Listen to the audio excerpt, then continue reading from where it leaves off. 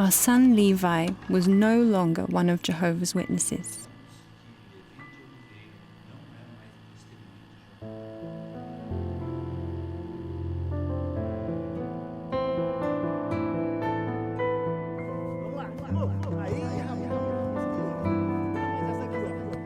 I was disappointed in Levi for leaving Jehovah, but I was more disappointed in myself. I felt like we failed him somehow.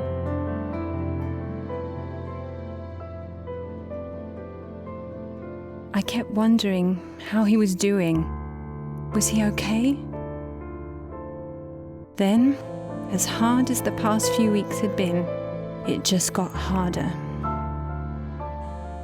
I knew what the Bible said about quit mixing in company with anyone who is not living according to Christian standards.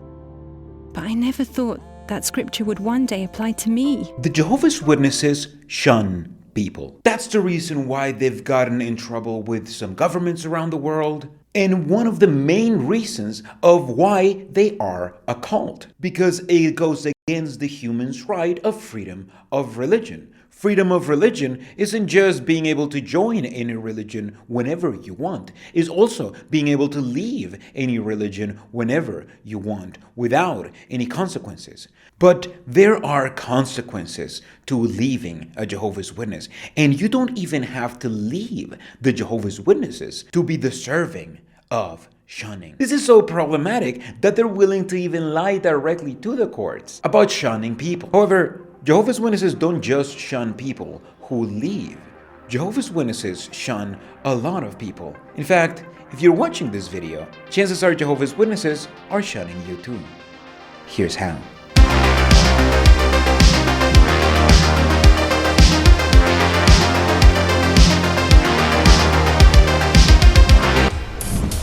I only join games with witness friends I know. But sometimes they connect with people I don't know. Is your recreation beneficial? Who are my companions? It says, who are the ones I want to share my leisure time with? Does he have the same Bible-based values and morals that I have? Good question. I don't even know who they are sometimes. Psalm 119:63 says, I am a friend of all who fear you, and of those who keep your orders. But if I only know them online, I can't know if they fear Jehovah. Bad association is basically anybody who isn't an exemplary Jehovah's Witness. This includes pretty much every single person in the world who is not part of their religion. While Jehovah's Witnesses are able to associate with people who don't share their beliefs, who they call unbelievers, they are only to associate with them up to a point. You see, association should only be on a surface level, and those people can never be your friends. That is a level of shunning because they keep you out of the inner loop. And it's so widespread that Jehovah's Witnesses want their children to do that too. Jehovah's Witness children are not allowed to have friends at school. And they're directly instructed to not have friends at school by the religion. I see why you want to be in the club. You do? Of course. We all want to have friends and do fun things. Please, would you mind moving the light over here? Right there. Thank you.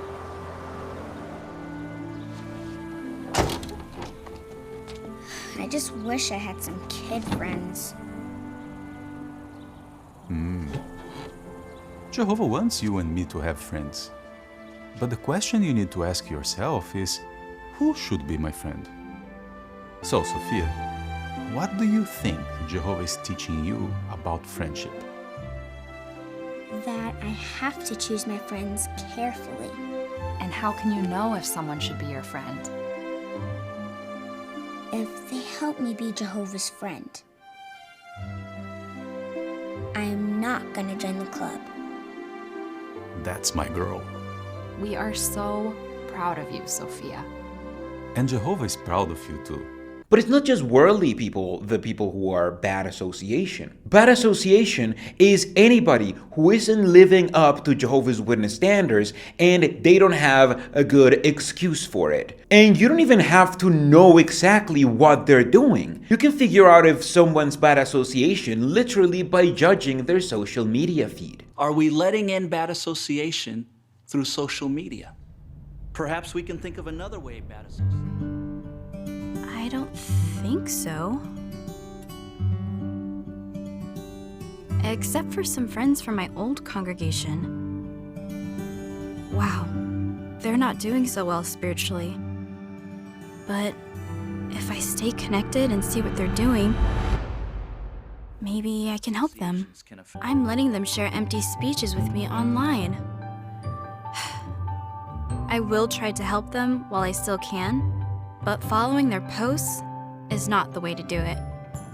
While these people aren't fully shunned, they will never be treated as part of the club. They will never be treated as equals. And no Jehovah's Witness is allowed to become your friend if you are a bad association. Because bad association also includes people who hang out with people labeled as bad association. So if you hang out with them, you will also become bad association. Now, obviously, when I say bad association is anybody who is not living up to Jehovah's Witness standards, I mean worldly people and Jehovah's Witnesses who haven't really done anything wrong, but they just feel a little bit iffy. As this dramatization from Jehovah's Witnesses showed us, bad association isn't about committing a crime or about doing something evil or anything. It's just cosmetics. You don't look like you're doing things proactively for the religion. You don't look like you are making enough of an effort inside the cult, as people may perceive that you should. This can include going on lavish vacations, going against the dress and grooming styles of the religion, or just breaking some of the Jehovah's Witnesses'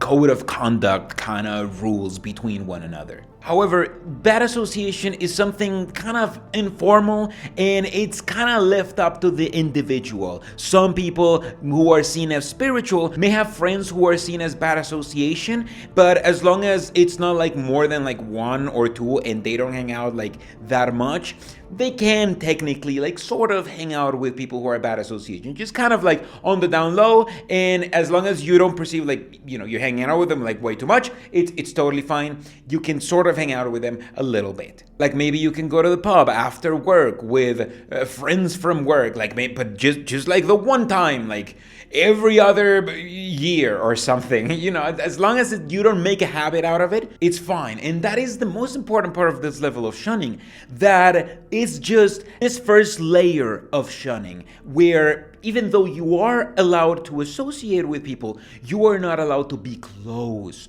to them. And that is the key part of being bad association. Bad association means you shouldn't be anybody's friend.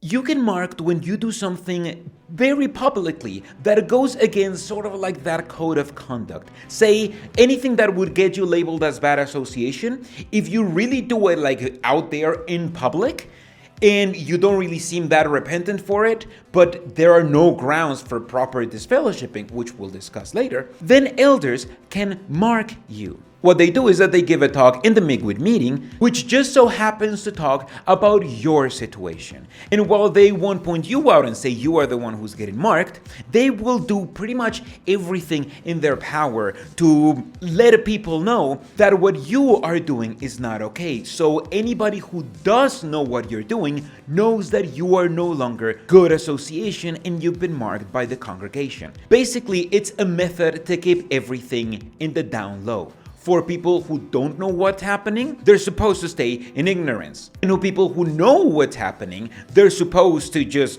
shut up about it and then just not hang out with you anymore. Now, obviously, in the Jehovah's Witness religion, there is a huge culture of gossip. So it's very easy for people to figure out who got marked and therefore who they're supposed to shun. This also travels around congregations, especially if you have friends in other congregations, because maybe they want to know that they shouldn't invite you to their gathering. This is basically letting everybody know know that you're bad association without actually letting them know who is bad association or pointing the finger at you. More treated like a half measure against like a lower sin. And it's probably the least known about these levels of shunning. The Jehovah's Witnesses barely mention that in their publications, and it's basically just mentioned in the Secret Elders Manual because, you know, the elders are the one who do that stuff. In fact, the first time that I heard about it was in my waking up process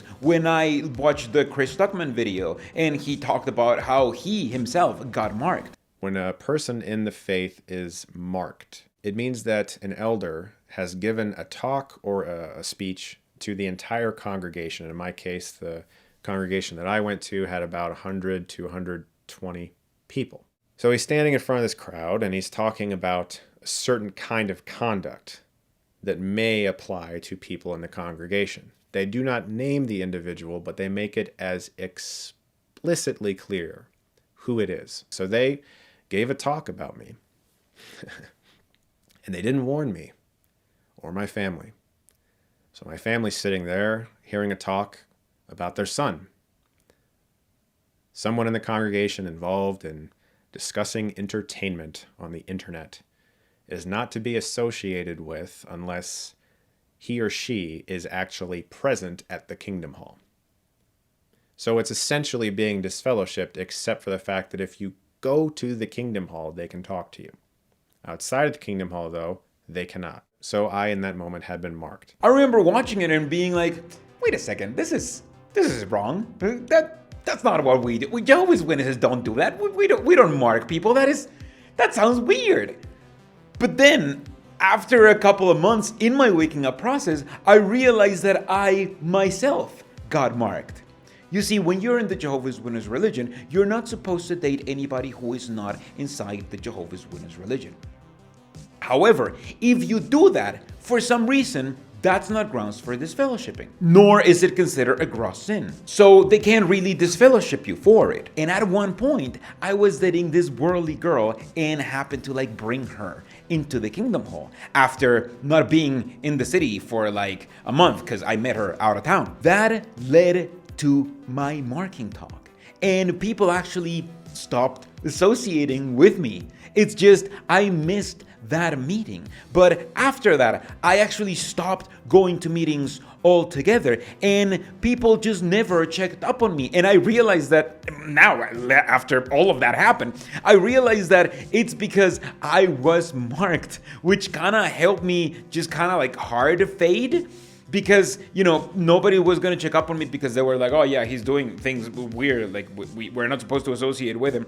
And just help me like leave the cult without having to leave the cult formally. But as I mentioned before, that is not what happens when you commit a gross sin. Whenever you do anything worse than just a minor social transgression against the Jehovah's Witness religion, you get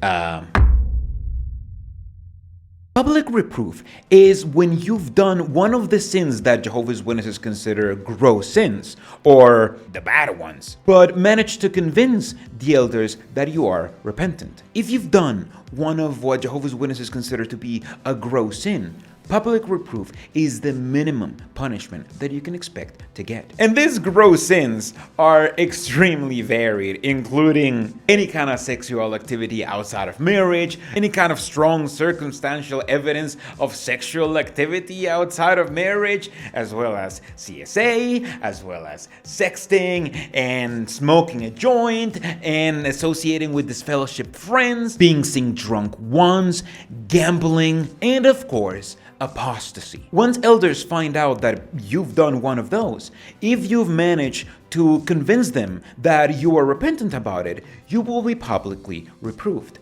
Basically, that means that at the end of the midweek meeting, they will say your name and saying that you've been publicly reproved. For instance, with me, it'll be like XJW Caleb has been publicly reproved. That's it. They don't say why, they don't say for how long, and they never say when you stopped being publicly reproved. You usually get publicly reproved for a few months, and when you're publicly reproved, you cannot comment in the meetings, and people are not supposed to associate with you for anything other than saying hi to you at the Kingdom Hall, and that's it. Now, there is a private version of this called private reproof, where basically only you know about this, but you are not allowed to comment in meetings, and you're not allowed to do anything inside of the Kingdom Hall. But this is a punishment that is very seldom used, at least in my experience. Nevertheless, both have the same effect because, as I mentioned before, they don't have an expiration date. You only stop being reproved when the elders decide in private that you are fine now. And the only way that you can show that you're not publicly reproved is by commenting the crap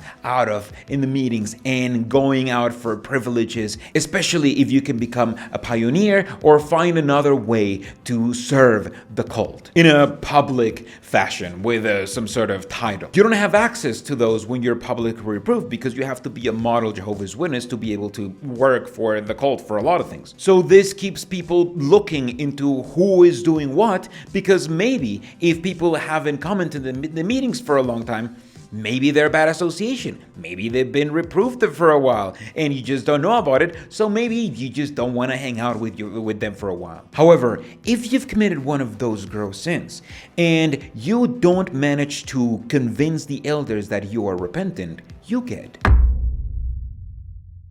Convincing the elders that you're repentant isn't as easy as just telling them that you are repentant. For instance, if you get found out and you don't come out and tell the elders what you did, you may be considered to have worldly repentance, which is you're basically repentant that you got caught and not repentant that you did what you did. In that case, even if you are actually repentant, the elders will always disfellowship you. After having a judicial meeting, which by the way I forgot to say but is also needed in the last one, and it's a fully private meeting with elders where they try to judge whether or not you're repentant and you tell them everything you ever did. After that meeting, they let you know that they are planning on disfellowshipping you and you have 1 week to appeal. After that week, they will announce your name is no longer one of Jehovah's Witnesses. In my case, it will be XJW Caleb is no longer one of Jehovah's Witnesses. Again, they don't tell you how. They don't even tell you if they actually got disfellowshipped or not. Because disfellowshipping isn't the only way that you can get kicked out of the religion and get shunned. You can also get shunned by the religion by disassociation,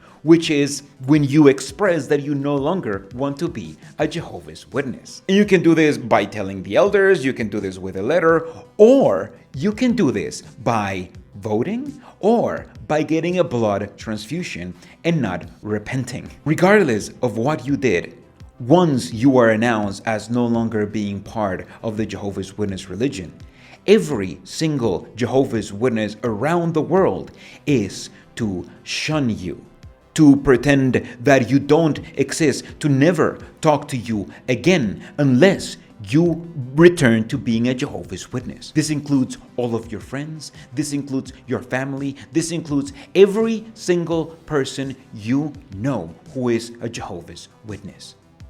They don't have any excuse to associate with you unless there is something that absolutely needs to happen. Like say you're almost done like doing some work for a witness, or you lose somebody and they attend the funeral, then they can say, they're sorry. Or, if you're dying in the street, then of course, they will bring some assistance. But other than that, unless it is absolutely needed, disfellowshipped and disassociated people are to be 100% completely shunned. And obviously, I don't have to tell you just how devastating the results can be. Now you may be thinking, wait a second, if that is shunning, and if shunning means you don't exist, then what could possibly be the 5th level? You become an apostate when you go publicly against the religion, like we are doing right now. That's why we're in hell. This is supposed to be hell. Once you become an apostate, there is pretty much no turn back. Not only can people not associate with you for any reason. They are to actively avoid you if they hear that you may appear on the news, or anybody like you may appear by the news, by the way. Does it mean that if we learn that apostates are going to be featured on a TV program, we should watch it to see if what they say is true? No. It basically means to consider the source of the words. If they are the words of apostates, why would we believe them? Once you are labeled an apostate, it doesn't matter who you are. Every single one of Jehovah's Witnesses have to actively avoid you. That even means not watching TV if they know that you're going to show up on TV. Not only are they to never associate with you under any circumstance, you are almost considered poisonous, you are considered dangerous, and they're to actively never associate with you, ever. Now think of it this way. You have a bottle on your shelf that's marked poison. Do you need to open it up, take a swig, to see if it really is poison? Believe what the label says. And this creates a culture of toxic positivity inside the Jehovah's Witness religion, because you never want to be seen as going against the religion, because you know that you will suffer the ultimate punishment if people see that. Because sure, while you may be disfellowshipped for apostasy, if you are labeled as doing apostasy at any point in time, you will immediately be labeled as the worst kind of association, even before you get disfellowshipped, or even if you're not disfellowshipped at all. Nobody is to listen to you, nobody is to trust you, nobody is to interact with you ever again, because you have the truth. You know your way out of the cult, and the cult can never afford you sharing that knowledge with anybody else. The cult knows that it will never get you back, that will never happen. But the only thing that it can do is to limit your association with anybody, so you can't take along anybody with you. So they will use any kind of ad hominem and fear tactics just so Jehovah's Witnesses are afraid of you. When I was a Jehovah's Witness, I was deathly afraid of apostates. I was so afraid that when I finally gave myself permission to go to JW Facts, even though I didn't believe that the Jehovah's Witnesses had all of, the truth and everything, even though I knew that I had already debunked a lot of the things just with their own Bible, I was still shaking. There is something that just gets coded inside your brain when you're a Jehovah's Witness to be afraid of apostates and to believe that apostates can never bring you anything but doom. They can only take away your eternal life. They have nothing to offer you, and you have nothing to gain and everything to lose. Satan is behind the twisted teachings of apostates. He's the father of the lie. And those who lie are doing exactly what their father does. The apostates have nothing to offer us, brothers. All they have to offer is hate. All they have to offer is criticism and negative talk. And this is probably a good time to remember that this disfellowshipping thing is completely anti-biblical. Jehovah's Witnesses only have 2 biblical verses to defend their shunning practice. The first of which talks about a man who was sleeping with his father's wife and was still allowed in the congregation, as was seen, as exemplary. Paul told the congregation to kick him out of the congregation. Not like Jehovah's Witnesses do it, of course. Paul did it in public. Jehovah's Witnesses do it in private. And Jehovah's Witnesses are happy to say, yeah, this is what we do. This is what the Bible. But what Jehovah's Witnesses don't know is what happened later. In the second letter of the Corinthians, Paul almost seems apologetic about that. He no longer wants him to be shunned from the congregation. He tells the congregation to embrace him again, now that he has turned away from, doing the bad thing. Because apparently he had stopped doing the bad thing that he was doing, but people were still shunning him. And then he said something funny.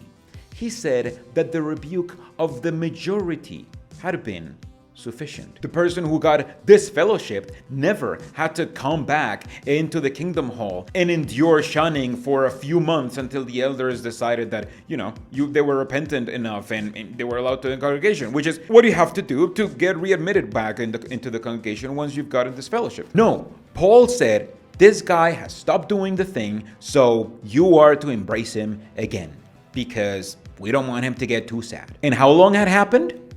A year in between letters. And this is a key part that Jehovah's Witnesses will constantly argue. They will say, well, the Bible says that we shall shun people. So what are you going to say? Like, the Bible is wrong? Well, first of all, yes, the Bible is wrong. You shouldn't believe in it. But second, the Bible doesn't say you are to shun people. The Bible just says that you're not supposed to associate with people who are actively shunning, and leaves it up to you to determine who is that person. The Bible never says that you are never to associate with a disfellowshipped person, because the one example that the Bible shows, according to the Jehovah's Witness narrative, the person got shunned by the majority, not by everybody. Shunning is a damaging practice that breaks apart families and that makes the Jehovah's Witnesses a cult pretty much more than any of their other practices. The only thing they can do about it is to try to gaslight people into thinking that they actually don't shun anybody, even though those people are actually already being shunned.